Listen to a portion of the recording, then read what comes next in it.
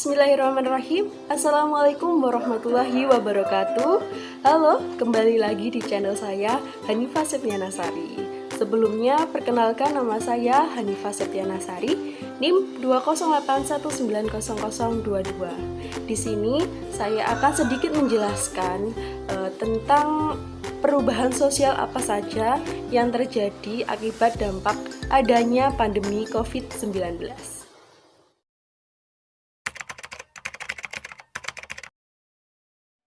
Badan Kesehatan Dunia atau WHO telah menetapkan COVID-19 sebagai wabah global.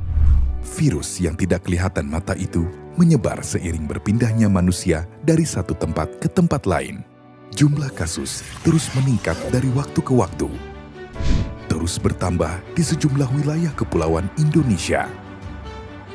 Wabah ini tidak hanya menyebabkan kekhawatiran masyarakat luas, tetapi juga berdampak pada dimensi kesehatan, kemanusiaan, sosial, dan ekonomi. Demikian tadi sedikit cuplikan video dari Kemenkes RI.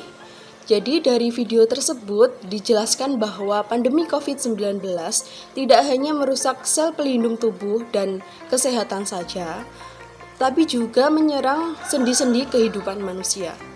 Misalnya pada aspek perekonomian, pandemi COVID-19 telah mengancam perekonomian masyarakat dari mulai masyarakat menengah hingga masyarakat miskin. Termasuk diantaranya adalah fenomena pemutusan hubungan kerja atau PHK yang dilakukan oleh perusahaan-perusahaan besar karena mereka tidak mampu membayar gaji karyawannya. Perusahaan tidak bisa berproduksi menyebabkan siklus ekonomi perusahaan tidak bisa berjalan dengan normal. Disebutkan bahwa sedikitnya ada 15 juta warga negara yang menjadi korban pemutusan hubungan kerja tersebut. Sementara jumlah perusahaan yang melakukan PHK dan merumahkan karyawannya tercatat sebanyak 116.037.000 perusahaan.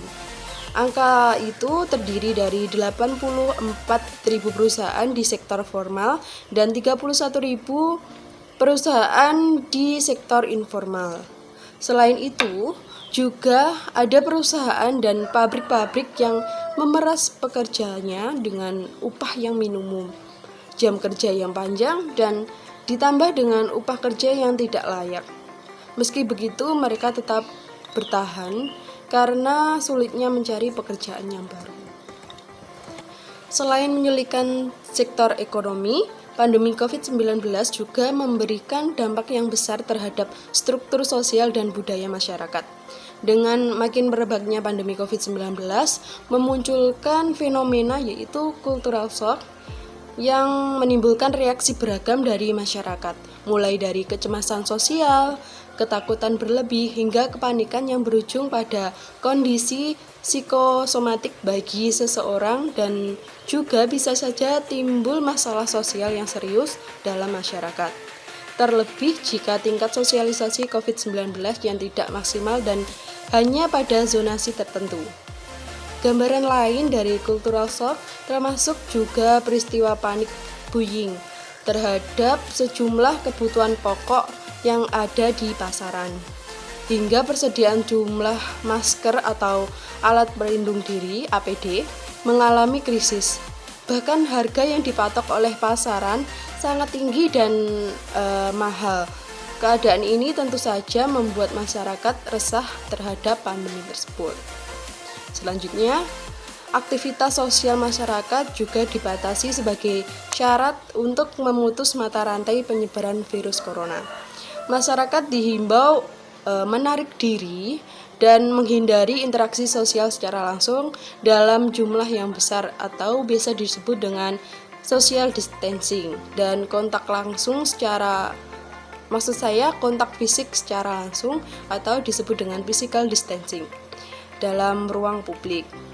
Kemudian dengan perubahan itu, masyarakat dituntut untuk bisa dan terbiasa atau beradaptasi dengan perubahan yang ada.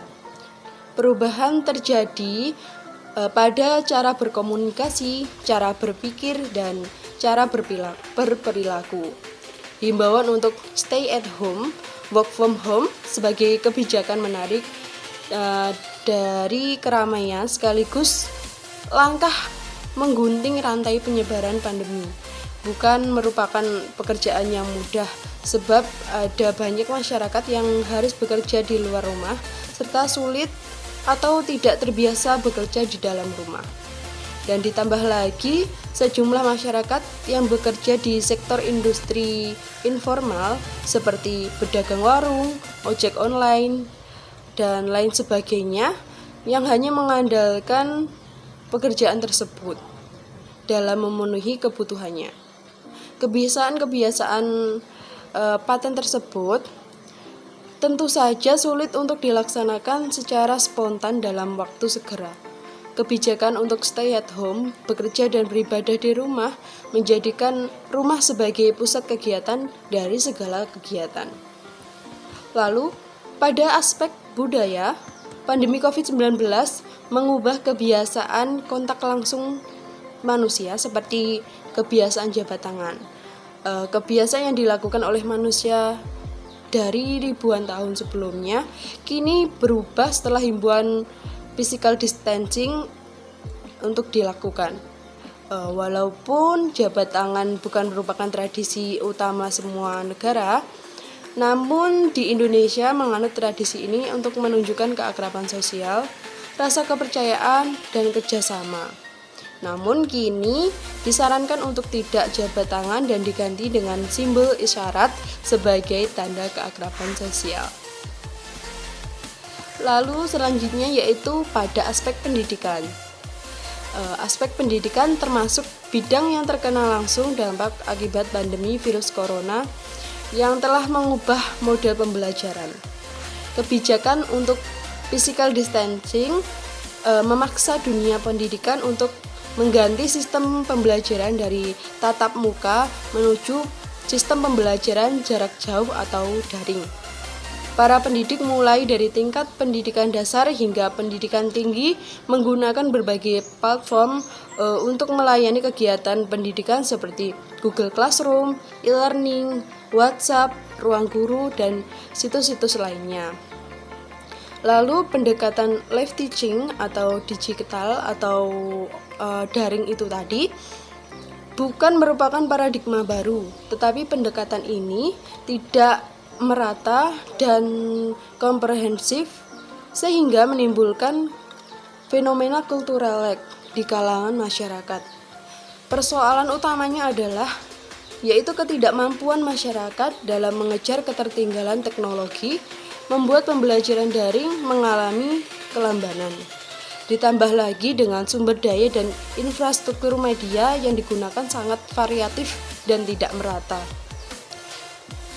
Lalu budaya belajar para siswa juga dipaksa oleh keadaan untuk menerima kebudayaan baru.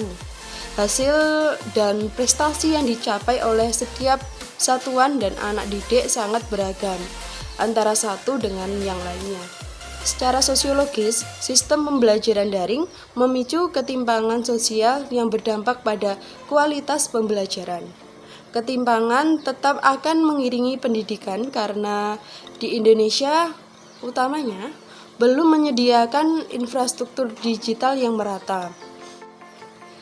Masih banyak para siswa yang terhambat dalam pembelajarannya karena beberapa aspek seperti belum memiliki ponsel Android yang memadai, lalu ketidakmampuan ekonomi untuk membeli kuota internet, sulitnya jaringan internet biasanya di daerah pedesaan dan daerah pinggiran, lalu keterbatasan pengetahuan orang tua dalam hal teknologi, hingga kurangnya keterampilan orang tua dalam mengajar serta mendampingi anaknya dalam belajar yang menjadi permasalahan pelik tersebut.